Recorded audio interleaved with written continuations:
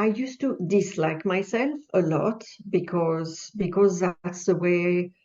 And I really, I mean, I love my parents. I want to say that, but according to what they were told, we repeat, and this is the memory, the hereditary lineage passing into families, you know. So, but I wasn't aware of that at that time. So I just disliked myself for various reasons, A, B, C, D, and all the above, you know. So when I got into practice, it wasn't love at first sight, far from it, but I got with forgiving myself, which is beautiful with a Ho'oponopono, forgiving myself for having criticized myself, number one, because that has to hurt. And that's really to do with the subconscious or the child in us, which is almost beaten, you know, this inner critic is so, but it's lashing out because it's hurting. So I got that. So I got into self-forgiveness first.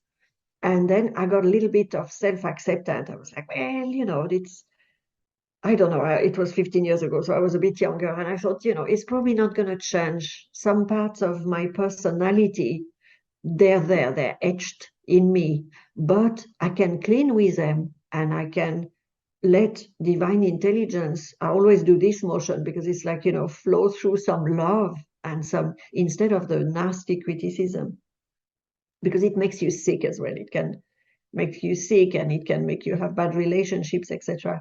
So you can only be loved to the degree of which you love yourself. So then you want love from other people. Why don't people love me? Because I don't love myself very much. So I really got that and I cleaned with all that, you know.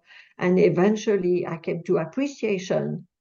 So we went from forgiveness to acceptance to appreciation and finally some love, some proper love, some excellent inner family relationship, because that's, you know, that's the place in the Ho'oponopono that we get to, which is to understand that we have an inner family, number one, it's not always evident, and number two, that usually mother, you know, is connected to divine intelligence, whether we perceive this to be within or without ourselves, and that it's never, ever talking to the subconscious. So that made a huge impact with me because I thought, wow, I mean, everybody knows they have a subconscious, but I had that, it's an entity of its own accord within me and loved and cared for like a slave child, really.